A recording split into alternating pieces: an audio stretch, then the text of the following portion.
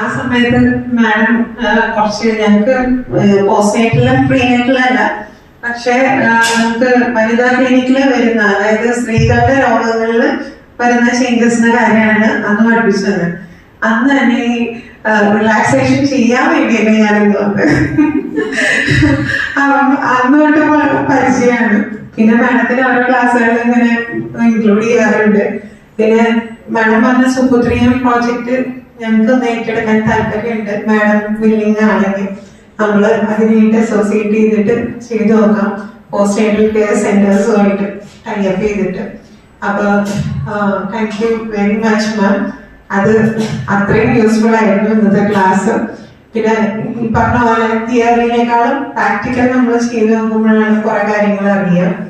അപ്പൊ ഒരേ ഒരു റിക്വസ്റ്റ് ആയിരുന്നു, നിങ്ങൾ യോഗ ഒരാൾക്ക് പറഞ്ഞു കൊടുക്കുമ്പോ നിങ്ങൾ അവിടെ വന്നത് ചെയ്ത് കാണിച്ചു കൊടുക്കണം, ഇങ്ങനെയാണ് ചെയ്യേണ്ടതെന്നുള്ളത്. അല്ലാണ്ട് നമ്മള് യൂട്യൂബിൽ അടിച്ചു നോക്കിയത് കാണും, അപ്പൊ അതങ്ങനെ നോക്കി ചെയ്താൽ മതിയെന്ന് തീരെ പറയരുത്. നിങ്ങൾ ചെയ്ത് കാണിക്കുന്ന വീഡിയോ അയച്ചു കൊടുക്കുക, അല്ലെങ്കിൽ നിങ്ങൾ ചെയ്ത് കാണിച്ചു കൊടുക്കുക അവിടെ വെച്ചിട്ട്.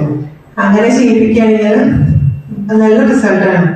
ഞാനത് ചെയ്യാറില്ല മാഡം, ഇതൊക്കെ പറഞ്ഞു തരുന്ന സാധനങ്ങൾ ഞാനത് ചെയ്ത് കൊടുക്കാറില്ല. നല്ല എഫക്റ്റ് ആണ് അതിന്. സോ അതെ അതെ, സ്ലീപ്പ് യോഗയുടെ ക്ലാസ് ഉണ്ടായിരുന്നു. പിന്നെ പ്രീനേറ്റൽ നമ്മൾ ഓൺലൈൻ ചെയ്തിട്ടായിരുന്നു. അപ്പൊ thank you so much ma'am.